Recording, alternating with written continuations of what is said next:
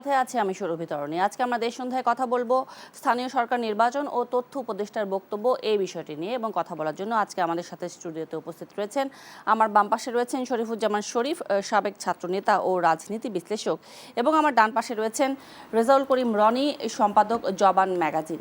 আপনাদের দুজনকে আজকে আমাদের দেশ সন্ধ্যার আয়োজনে স্বাগত জানাচ্ছি।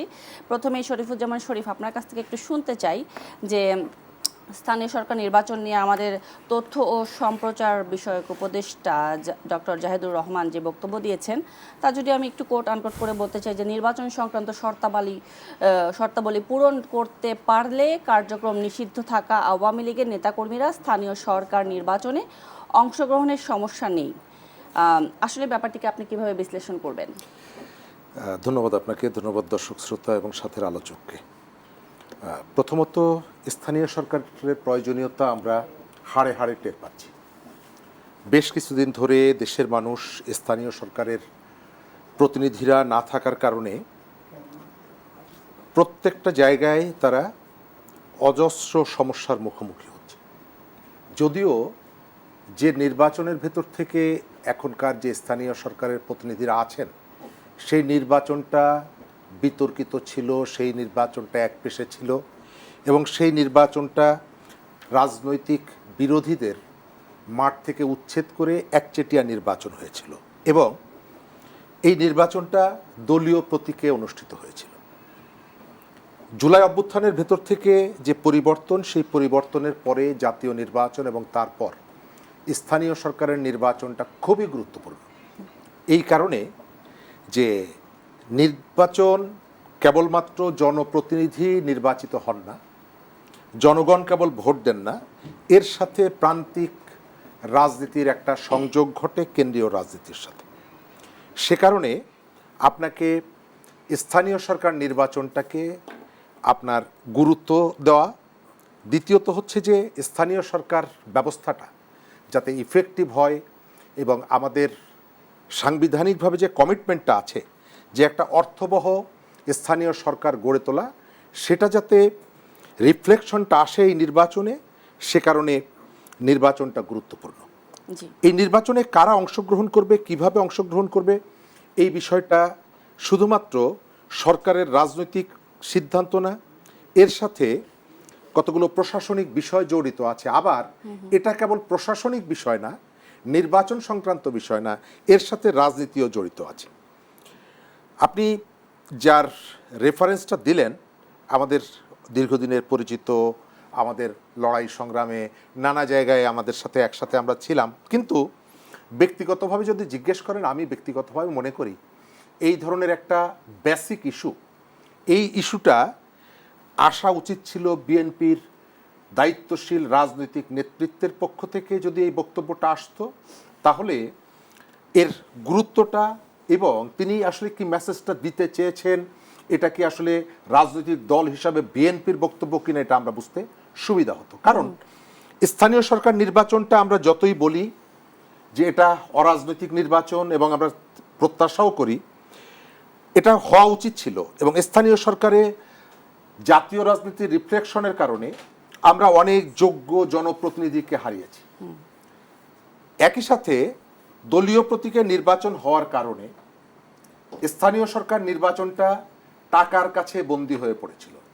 আওয়ামী লীগের নেতারা যে নির্বাচনটা করতেন, তারাই বিভিন্ন জায়গায় অভিযোগ করেছেন যে সেই সময় নৌকা লক্ষ লক্ষ কোটি কোটি টাকা দিয়ে কিনে নিয়ে যাওয়া হতো, এবং তারা এর ভেতর থেকে স্থানীয় সরকারটাকে ওই যেটা বললাম যে প্রান্তিক রাজনীতির কেন্দ্রবিন্দু করার যে প্রত্যাশা এবং যে অঙ্গীকার, সেখান থেকে নষ্ট করে ফেলা হয়েছিল প্রতীক দিয়ে।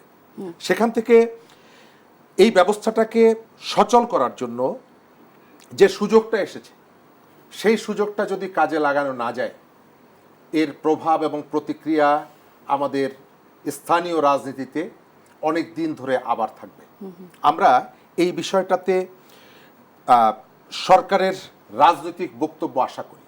আমরা চাই, যেহেতু ইতিমধ্যেই শোনা যাচ্ছে যে অক্টোবরে সম্ভবত তফসিল ঘোষণা করা হবে, এরপরে নির্বাচন হবে।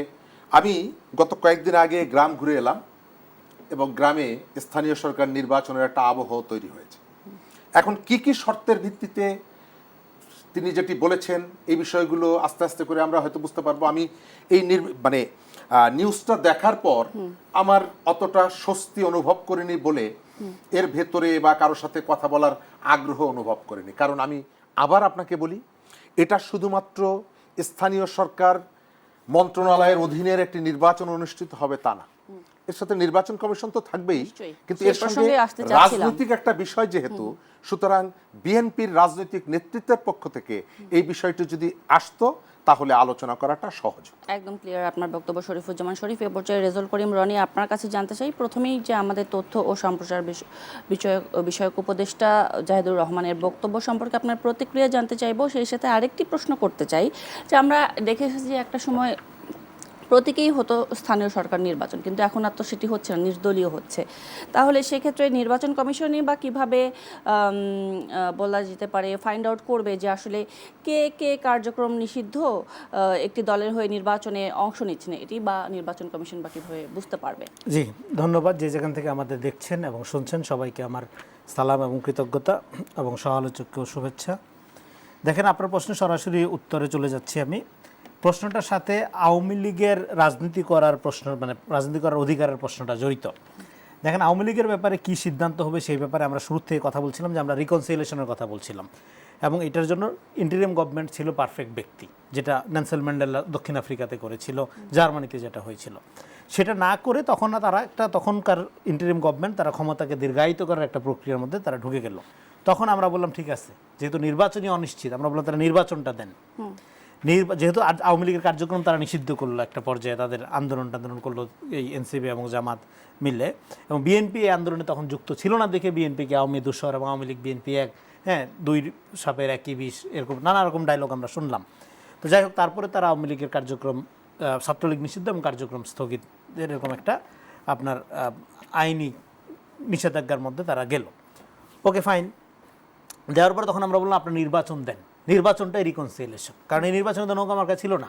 তার মানে কি নৌকা মার্কার লোক ভোট দেয় নাই? দিছে তো। আওয়ামী লীগের লোক ভোট দেয় নাই? দিছে তো। হয় দাঁড়িপাল্লায় দিছে, অথবা ধানের শীষে দিছে, অথবা অন্যান্য মার্কা যেগুলো ছিল কোনো দিছে। দেওয়ার মধ্য দিয়ে এই নির্বাচনটা একটা রিকনসিলিয়েশন হিসাবে কাজ করেছে। ফলে এখন আমরা যেহেতু একটা নির্বাচিত সরকারের অধীনে আছি এবং যে নির্বাচনে আওয়ামী লীগ অংশগ্রহণ করে নাই, ফলে রাজনৈতিকভাবে আমরা একটা পোস্ট আওয়ামী লীগ অবস্থার মধ্যে চলে আসছি, আওয়ামীবিহীন অবস্থার মধ্যে চলে আসছে। কারণ একটা গণতান্ত্রিক প্রক্রিয়ায় আরেকটা এই প্রশ্নটা কেন, এটা অনেকে বলবেন তাহলে আওয়ামী লীগ নির্বাচনে অংশগ্রহণ করে নাই, এই জন্য কি আমরা পোস্ট আওয়ামী লীগ স্তরে চলে গেছি, এটা বলা ঠিক হবে কি না, এটা নিয়ে বিতর্ক করা যাবে। কিন্তু আমি বলবো যে পোস্ট আওয়ামী লীগ বলা যাবে। আওয়ামী লীগ উত্তর বা আওয়ামী লীগ পরবর্তী পরিস্থিতিতে আমরা চলে আসছি। কেন? কারণ আওয়ামী লীগ নির্বাচনে ফিরতে চায়, তার কোনো লক্ষণ তো আওয়ামী লীগের দিক থেকে নাই। আপনি চাইলে কি হবে, নির্বাচনে এরকম একটা গণহত্যা এবং ফ্যাসিবাদ কায়েম করার পরে নির্বাচনে ফিরে আসার নজির তো আছে পৃথিবীতে। কিন্তু তারা কি করছিল? উদাহরণ দিই, ইন্দিরা গান্ধী ভারতের গণতন্ত্রকে নিয়ে নানা রকম ক্রিটিক সত্ত্বেও এটাকে একটা ইনস্টিটিউট আকারে অনেকে প্রশংসা করে। তার যে মেকানিজম, তার যে সেট আপ, তার যে অর্গানাইজেশন, তার যে প্রাতিষ্ঠানিক রূপায়ণ, সেটাকে ডিস্ট্রয় করে না ইন্দিরা গান্ধী জরুরি অবস্থা জারি করার মধ্য দিয়া এবং লৌহ মানবী হওয়ার মধ্য দিয়া। তারপরে সে কংগ্রেস তো রাজনীতি করছে, জনগণের কাছে আবার ফিরে গেছে। কিভাবে ফিরে গেছিল? জনগণ ভুলটা স্বীকার করছিল তো। তারপরে এই ধরনের বক্তব্য আসলে রাজনীতিতে কেমন প্রভাব, আমরা একটু বিরতিতে যেতে হবে, আবারও আসবো আপনাদের দুজনের কাছে। এই রাজনীতিতে কি ধরনের প্রভাব ফেলতে পারে এই ধরনের বক্তব্য, এটি নিয়ে আলোচনা করব। জি, এক সেকেন্ডে জাস্ট। তাহলে ফলে আওয়ামী লীগ চায় কিনা এই প্রশ্নটা বাদ রেখে এখন উপদেষ্টা সাহেব আমাদের জাহিদ ভাই যেটা বললেন, এই বক্তব্যটা একদিক থেকে সঠিক, অন্য দিক থেকে বিভ্রান্তিকর। এই প্রসঙ্গে আসবো। জি, দর্শক, দেশ সন্ধ্যা থেকে নিচ্ছি একটি বিরতি, সঙ্গেই থাকবেন।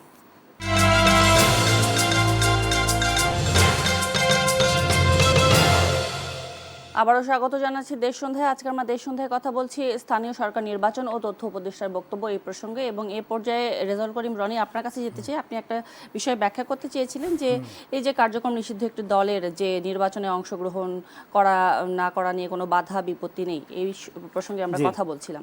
মানে যে উপদেষ্টার বক্তব্য ধরে কথা বলছিলাম, উপদেষ্টার বক্তব্যটা একদিক থেকে সঠিক, অন্য দিক থেকে কিছুটা বিভ্রান্তি তৈরি করার স্কোপ তৈরি করে দিয়েছে।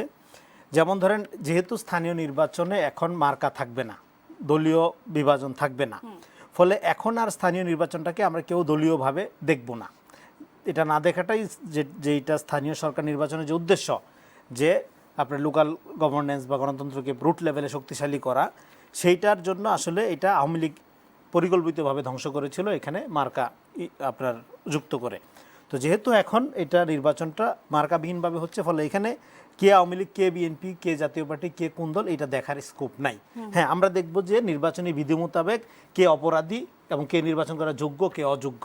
ফলে সেদিক থেকে আমি মনে করি যে আমাদের উপদেষ্টা প্রতিমন্ত্রী মহোদয় উনি যেটা বলেছেন এই বক্তব্যটার মধ্যে এটা অদরকারি যে আওয়ামী লীগ নির্বাচনে অংশগ্রহণ করতে পারবে। কারণ হলো আমরা একটা পোস্ট আওয়ামী লীগ অবস্থার মধ্যে আছি এবং যে নির্বাচনটা কোনো মার্কা থাকবে না, সেখানে কে আওয়ামী লীগ, কে বিএনপি, কে বিজেপি, কে জাতীয় পার্টি, ধুলাই বৃষ্টি অন্ধকার, সেখানে আওয়ামী লীগের প্রশ্নটা অবান্তর, দরকারই নেই আপনার বলা, এটা বাড়তি কথা। হ্যাঁ, ফলে এদিক থেকে বিভ্রান্তি যে সুযোগ আছে, কারণ আমরা যে একটা পোস্ট আওয়ামী লীগ অবস্থায় আসছি এটা হয়তো উনি আমলে নেন নাই, যদি নিতেন এটা বলেন। আর একটা শরীফ ভাই যেটা বলেন, হ্যাঁ বিএনপির নেতৃস্থানীয় কেউ বললে হয়তো এটা এই যে বিভ্রান্তির কথা আমরা বলতেছি সেটা হয়তো কাটানো সম্ভব হতো, এটা সঠিক বলেছেন। কিন্তু যেহেতু বিএনপি একটা লিবারাল ডেমোক্রেটিক দল এবং এই দলে এমন এমন অনেক লোক আছে যারা সরাসরি ইভেন রাজনীতির সাথেই জড়িত না, হ্যাঁ দেখবেন তারাও সরকারের গুরুত্বপূর্ণ পদে আছে সরকার জাতীয় স্বার্থে ইনকর্পোরেট করে এরকম লোকটা, এটা বিএনপির এটা জিয়া রহমান সাহেব করছে, খালেদা জিয়াও করছে, এখন আছে। ফলে এখন আরেকটা হলো যেখানে আওয়ামী লীগকে দেখেন, জামাতকে নিয়ে আওয়ামী লীগ যে রাজনীতিটা করছে প্রপারলি ডিল না করে, ৭১-এর যুদ্ধ অপরাধ, তার মানবতা বিরোধী অপরাধ, এগুলোকে ডিল না করে এগুলো নিয়ে যে রাজনীতি করা, আপনার যে বিচার নিয়ে রাজনীতি যেটা করছে তারা করার মধ্য দিয়ে এখানে যে ফ্যাসিবাদ কায়েম করছে, একইভাবে আওয়ামী লীগকে এখানে প্রপারলি ডিল না করে তাদের যারা আওয়ামী লীগ সমর্থক তাদের মানবিক মর্যাদা, নাগরিক অধিকার এগুলোকে প্রোটেক্ট না করে এখানে আওয়ামী লীগকে যদি আবার এরকম একটা ভিকটিম বানানো হয়, তাহলে ভিকটিম বিকাম কিলার্স, এটা সমাজকে হিলিং করবে না, জাতি গঠনের ক্ষেত্রে একটা বড় অন্তরায় হিসেবে কাজ করবে। শরীফুজ্জামান শরীফ, আপনার কাছে জানতে চাই যে আপনিও কি মনে করেন কিনা যে উপদেষ্টার বক্তব্য কোনো কনফিউশন সৃষ্টি করছে বা করবে কিনা? তার সাথে আরেকটু যুক্ত করতে চাই যে আসিফ মাহমুদ সজীব ভুঁইয়াও কিন্তু বলেছেন যে কার্যক্রম নিষিদ্ধ থাকা দল হিসেবে আওয়ামী লীগ স্থানীয় সরকার নির্বাচনে অংশ নিতে পারে না।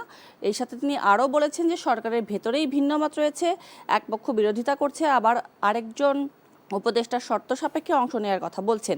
এতে সরকার নিজেই দলটির অংশগ্রহণ নিয়ে ধোঁয়াশা তৈরি করছে। আপনি আসলে কিভাবে এটার ব্যাখ্যা করবেন? ধন্যবাদ। প্রথমত সজীব ভুঁইয়ার বক্তব্যের অংশটায় আসি। তারা আওয়ামী লীগ নিয়ে খেলার চেষ্টা করেছে। আপনার মনে থাকার কথা, নির্বাচনের আগে দেশের বিভিন্ন জায়গা থেকে ভালো আওয়ামী লীগের জনপ্রতিনিধি এই কথা বলে তাদেরকে খুঁজে খুঁজে ঢাকায় এনে তাদের সাথে সভা সমাবেশ করা, এই ঘটনাটা আমরা জানি।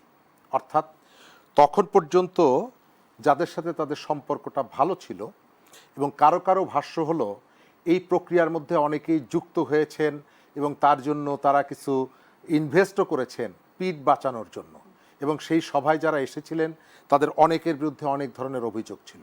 অর্থাৎ সজীব ভুঁইয়ারা যখন পতাকাওয়ালা গাড়িতে ঘুরেছেন তখন এই জায়গাগুলো আজকে যে নীতির কথা বলছেন এই নীতির কথা অনেকগুলো জায়গায় তারা অ্যাপ্লাই করেননি। আওয়ামী লীগের সময় সিটি কর্পোরেশনের যে কর্মকর্তাটি দুর্নীতির দায়, আওয়ামী লীগ দুর্নীতির বিরুদ্ধে দুর্নীতির কারণে শাস্তি দিতে গিয়েছিল, সাসপেন্ড করেছিল, তাকে সজীব ভুঁইয়া ঢাকা ওয়াসার চিফ ইঞ্জিনিয়ার নিয়োগ করেছেন অনেক প্রসিডিওর অমান্য করে। সুতরাং তার মুখ থেকে এই কথাগুলো শুনলে হাসি পায়। দ্বিতীয় জায়গাটা হচ্ছে, এটি হচ্ছে আসল জায়গা যে নির্বাচনটাকে আসলে কোনো রাজনৈতিক দলের পরিচয় নিয়ে হচ্ছে কিনা। যেহেতু হচ্ছে না, সেহেতু কে কোন দলের প্রতিনিধি এটি আইডেন্টিফাই করবেন আপনি কিভাবে, এবং এর ভেতর থেকে যেমনিভাবে সংকটটা বাড়বে এবং এর ভেতর থেকে আরেকটা সম্ভাবনা তৈরি হবে যে এদেরকে অমুক পৌরসভায় একজন জনপ্রিয় প্রার্থী আছেন, তিনি নির্বাচনে বিজয়ী হয়ে যেতে পারেন, ওই পৌরসভায় তিনি কোনো দলের সঙ্গে যুক্ত নন, ওই পৌরসভায় সরকারি দলের একজন প্রার্থী আছেন, একাধিক প্রার্থী আছেন এবং তাদের সাথে প্রতিদ্বন্দ্বিতা হতে পারে, এবং সরকারি দলের যে ইনি তিনি হেরেও যেতে পারেন। সুতরাং ওই যে প্রার্থী তাকে যদি বসিয়ে দেওয়া যায় তাহলে পদ নিয়ে যে যারা বিএনপি করছেন তাদের পক্ষে বিজয় লাভ করা সহজ হবে। এখন আমি ওই ব্যক্তিটির 15 বছর আগে, 14 বছর আগে, 13 বছর আগে উনি এমপির পাশে দাঁড়িয়ে একদিন সেলফি তুলেছিলেন অথবা বিজয় দিবসের অনুষ্ঠানে মঞ্চে ছিলেন, আমি ওই কথাটা বলে তাকে যদি আওয়ামী লীগের দোসর বানিয়ে নির্বাচন থেকে বের করে দেই, তাহলে নির্বাচনটা কি ফেয়ার হলো? নির্বাচনটা কি ক্রেডিবল হলো? এই এক ধরনের একটা হয়রানিমূলক ব্যবস্থা এখানে ফিরে নিয়ে আসার একটা সুযোগ থাকে। শরীফুজ্জামান শরীফ, আপনি যে সংকটের কথাটা বললেন, এইটা নিয়ে কি সরকার ভাবছে বলে আপনি মনে করেন? আমার কাছে এখন পর্যন্ত যেটা মনে হয়, আমি গত পরশুদিন অথবা গতকালকে বিএনপি দলীয় একজন এমপির কথা শুনছিলাম একটা টেলিভিশনে। তিনি সেখানে কিছুটা উষ্মা প্রকাশ করেছেন যে এই বিষয়টা আমরা এখন পর্যন্ত রাজনৈতিকভাবে সিদ্ধান্ত নেইনি, আর এরপরে এবং সেটি বক্তব্যটা নিয়ে একটা ফটোকার্ডও এসেছে যে আওয়ামী লীগকে তো আমি এখন কোনো রাজনৈতিক দল হিসাবেই দেখি না, সুতরাং এই নির্বাচনে এবং এই আলোচনাটা আসার কি দরকার ছিল, এবং দ্বিতীয়ত যে এই বক্তব্যটা যদি আসেও কারা নির্বাচনে অংশগ্রহণ করবে এটা বিএনপি রাজনৈতিকভাবে এই সিদ্ধান্তটা আসা উচিত, তা না হলে আমাদের মধ্যে এক ধরনের বিভ্রান্তি তৈরি করবে। ধন্যবাদ, আপনার বক্তব্য পরিষ্কার। রেজাউল করিম রনি, আপনার কাছে জানতে চাই এবার যে আমরা আবার দেখলাম যে প্রধান নির্বাচন কমিশনার বক্তব্য দিয়েছেন, মানে বক্তব্য এই ধরনের এসেছে যে এবারে স্থানীয় সরকার নির্বাচনে রক্তপাত হতে পারে। বিষয়টিকে আসলে কিভাবে দেখছেন আপনি, তার বক্তব্যকে? দেখেন, রক্তপাত হতে পারে, যে কোনো নির্বাচনে সহিংসতার একটা সম্ভাবনা থাকে, এটা উনি হয়তো সম্ভাবনার কথা বলেছেন। আর ওভারঅল আইন শৃঙ্খলা রক্ষার অবস্থার নিয়ে নানা রকম আলোচনা হচ্ছে ইদানিং। আইন শৃঙ্খলা রক্ষার অগ্রগতি আরও হওয়া দরকার, এবং যেটা হচ্ছে এটা ক্রমশ হচ্ছে, স্লোলি হলেও হচ্ছে। কারণ আপনারা জানেন যে দীর্ঘ 18 বছর এবং তারপরে গণঅভ্যুত্থান এবং তারপরে 18 মাসের যে অস্থিরতা, এনার্কি, একটা মবময় সময়, সেই সময় পার করা, এবং তাদের একটা বড় অংশ এখন বিরোধী দলের রাজনৈতিক আপনার ভূমিকায় থাকার কারণে আপনি যত সহজেই মনে করেন যে আপনার এই সমস্ত অবস্থান, হ্যাঁ, এই রাজনৈতিক হটকারিতা বা মব বা সহিংসতা বা অস্থিরতা, হ্যাঁ, যত দ্রুত এখানে মীমাংসা করার আকাঙ্ক্ষা ছিল বা আশা ছিল তত দ্রুত আসলে করা যায় না। কেন করা যায় না? একটা উদাহরণ দিয়ে ধরেন, এই যে ইসলামী ব্যাংক নিয়ে এখন যা হচ্ছে আপনি দেখেন, ইসলামী ব্যাংকের সামনে প্রথমে বলা হইলো যে গ্রাহকরা এখানে মব করছে, একজন গ্রাহক ফোরাম আমরা শুনছি, গ্রাহক ফোরাম, নানা রকম আছে। এখন পৃথিবীর ইতিহাসে কোথায় ব্যাংকের পরিচালককে, ডিরেক্টরকে, ব্যাংকের আপনার মালিকানাকে, এটা নিয়ে গ্রাহকরা আন্দোলন করে বা গ্রাহকদের মাথা ব্যথা হয়? গ্রাহকদের মাথা ব্যথার বিষয় হয় তার জামানত ঠিকমতো পাবে কিনা, জামানত সুরক্ষিত আছে কিনা সেটা। পরিচালককে এটা কখনোই কোনো গ্রাহকের মাথা ব্যথার ইস্যু না, গ্রাহকের ইস্যুই না। বলে যেটা গ্রাহকের ইস্যু না সেটাকে গ্রাহকের ইস্যু বানায়া নিজেদের রাজনৈতিক লোকজনকে দিয়ে এই যে একটা কৃত্রিমভাবে আন্দোলন তৈরি করা, এটা এই মডেলটা আমরা দেখে আসতেছি যে গুপ্ত পর্দার আড়ালে থাকার যে সংস্কৃতি, এটা গোটা রাজনৈতিক পরিবেশকে বিষয়ে তুলতেছে। এইটা রেখে কখনোই একটা গণতান্ত্রিক দেশ হইতে পারে না। এই যে আইন শৃঙ্খলার উন্নতি এগুলো আশা করেন, আবার এরকম গুপ্ততার রাজনৈতিক সংস্কৃতি রেখে দিবেন, হবে না, হবে না, কোনোভাবেই হবে না। কারণ হইলো এইটা আপনি যখন এই যে আন্ডারকভার কাজ করার বা বিভিন্ন জিনিস করার সুযোগ পাবেন, তখন আপনি আসল অপরাধীকে চিহ্নিত করতে হিমশিম খাবে সরকার, যে সরকারই আসুক সেটা। তো ফলে এই যে জিনিসগুলো, এবং আপনার একটা ধরেন ঢাকা ব্যাংকের মালিকানার একটা অংশ আছে মির্জা আব্বাসের, তাহলে ঢাকা ব্যাংকের সমস্ত লোক ছাত্রদল থেকে নিয়োগ দেই আমরা, কেমন হবে জিনিসটা? আচ্ছা, এই ব্যাংক, যে কোনো ব্যাংক বা প্রতিষ্ঠান বেসরকারি হইলো, সেটার গ্যাস কি ওই মালিকানা ওই প্রতিষ্ঠানের, ওই রাজনৈতিক দলের, ওই মতাদর্শের? জাতীয় সম্পদ ব্যবহার করে। বিদ্যুৎ কি জামাতের? তাহলে একটা প্রতিষ্ঠানে কি করে শুধুমাত্র একটা দলের ক্যাডারকে অর্থনৈতিকভাবে প্রতিষ্ঠিত করার ক্ষেত্রে ব্যবহার হইতে পারে? এটা তো কোনো গণতান্ত্রিক দেশে হইতেই পারে না এটা। হ্যাঁ, রাজনৈতিক যে কোনো চাকরির ক্ষেত্রে, সরকারি বেসরকারি চাকরির ক্ষেত্রে আপনার জেন্ডার, রাজনৈতিক মতাদর্শ, হ্যাঁ, কাস্ট, শ্রেণী, ধর্ম, এগুলোর বাইরে যোগ্যতার ভিত্তিতে চাকরি হবে। এটাই গণতান্ত্রিক নিয়ম সারা পৃথিবীতে। তো এটা আপনার করতে হবে। এখন এইটা আপনি করতে দিচ্ছেন না, আপনি আপনার চিন্তার বাইরের লোকদের অপসারণ করতেছেন, হাজার হাজার লোকদেরকে আপনি চাকরিচ্যুত করতেছেন বিভিন্ন সুতা দেখায়। হ্যাঁ, ফলে আপনি এই যে অন্তরে এক মুখে আর এক, এই যে মুনাফিকি, এই রাজনৈতিক মডেলটা সমাজকে একটা অস্থিরতার মধ্যে আটকে। কিন্তু আমরা তো আবার নানা আইন কানুন বানাচ্ছিও। আইন কানুন লাগবে না আপনার? আপনি কিন্তু আমরা কি সেগুলো মানছি নাকি? আইন কানুন রাইট, আইন কানুন যেমন লাগবে যথার্থ জনগণকে প্রোটেক্ট করার জন্য, আবার সেই আইন কানুন মানার মতো পরিস্থিতি তৈরি করতে হবে, মানার মতো ফোর্স তো লাগবে। সেই ফোর্সকে রেডি করতে পারছেন না কেন? কারণ ওভারঅল তো পলিটিক্স ডিপেন্ড করে পলিটিক্সের উপর। আমি তো এই জন্যই বলতেছি যে আপনার এই যে আপনার একটা অস্থিরতার সংস্কৃতি, আপনি রামিসা হত্যাকাণ্ড নিয়ে কি হলো আপনি দেখলেন যে একটা জঘন্য হত্যাকাণ্ড নিয়ে আরো জঘন্যভাবে রাজনীতি করার চেষ্টা করা হচ্ছে। তো ফলে সমস্ত কিছুতে এবং টকশোগুলোতে যেভাবে এসে তারা ন্যারেটিভ তৈরি করে, মিথ্যাচার করে এবং মানুষকে ব্যক্তিগত আক্রমণ করে। হ্যাঁ, তো আপনি পৃথিবীতে কোনো দেশে দেখছেন যে সরকারি দলকে ডিফেন্ড করতে এসে টকশো থেকে উঠে যেতে হয়? রাজনীতির যে ফ্যাসিবাদী কাঠামো, এই কাঠামো যারা চর্চা করে, এই কান্ট্রি উইদাউট আওয়ামী লীগ, কিন্তু তারা নফসানিয়াতের মধ্যে তারাই একটা আওয়ামী লীগ। আওয়ামী লীগ আকারে তারা চর্চা আসবো এই করে। প্রসঙ্গে আবার ফিরে আসবো, তবে একটি বিরতির পর দর্শক দেশ সন্ধ্যা থেকে নিচ্ছি আরেকটি বিরতি, সাথেই থাকবেন।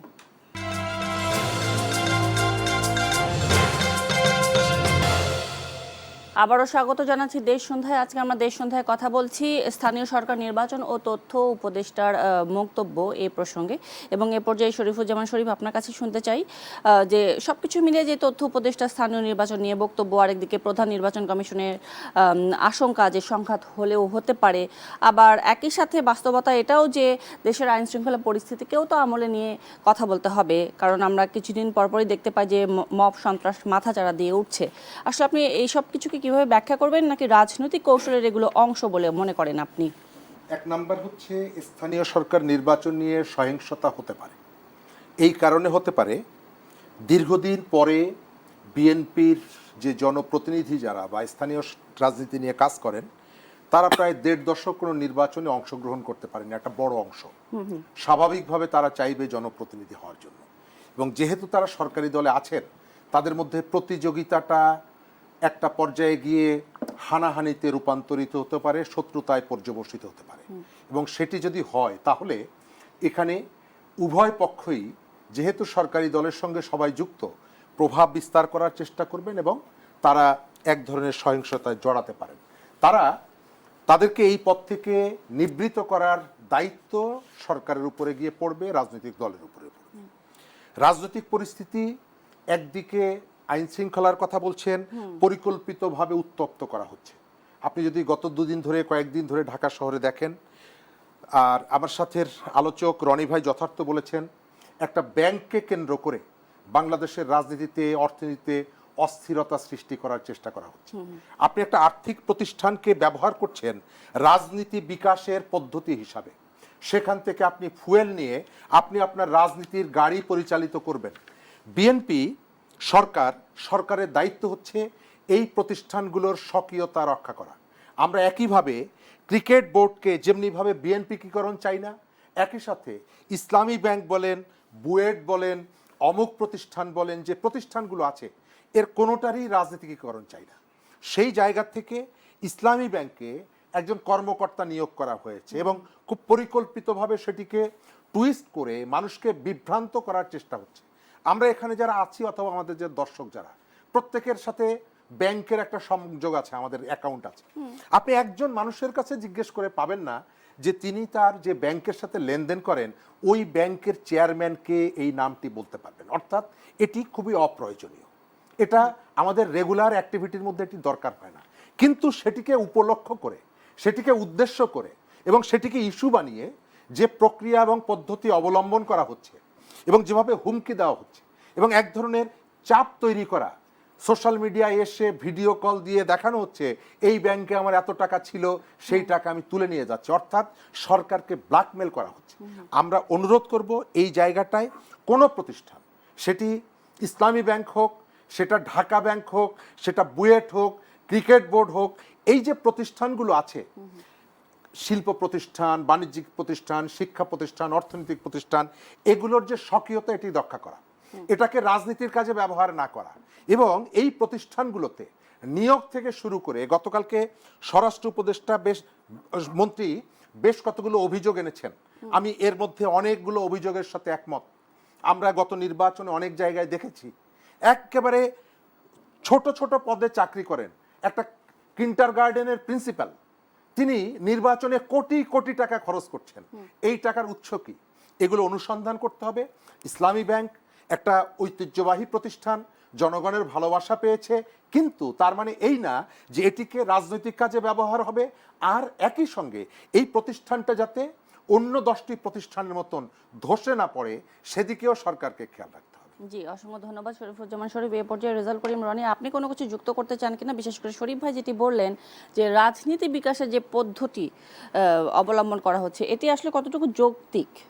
না, যেমন ধরে যে তথ্যগুলো আসলো সংসদে, আমরা স্বরাষ্ট্রমন্ত্রীর বক্তব্যে যে তথ্যগুলো শুনলাম, 5 তারিখের পরে 11,000 কোটি টাকা RDS এর নামে দেওয়া হয়েছে এবং পরে ইলেকশনের এক মুহূর্তে আবার 11,000 কোটি টাকা, মানে 22,000 কোটি টাকা দেওয়া হচ্ছে। তাহলে আপনি অর্থের কালো টাকার ব্যবহার নির্বাচনে, তারপর নির্বাচনে অর্থ ব্যবহার করে ভোট মেনোবারিং করা, হ্যাঁ, এগুলো সবগুলো তো আওয়ামী কালচার। আওয়ামী লীগ তো এগুলিই করতো, বা এগুলোই তো একটা ফ্যাসিবাদী কাঠামো তৈরি করা। এবং জনগণের ক্ষমতায়ন, তারপরে গণতন্ত্র, যেগুলো গণঅভ্যুত্থানের আকাঙ্ক্ষা, এগুলো সবগুলোর বিরুদ্ধে। আপনারা ইলেকশনের আগে বিভিন্ন জায়গা থেকে টাকা উদ্ধার হইতে তো দেখছেন।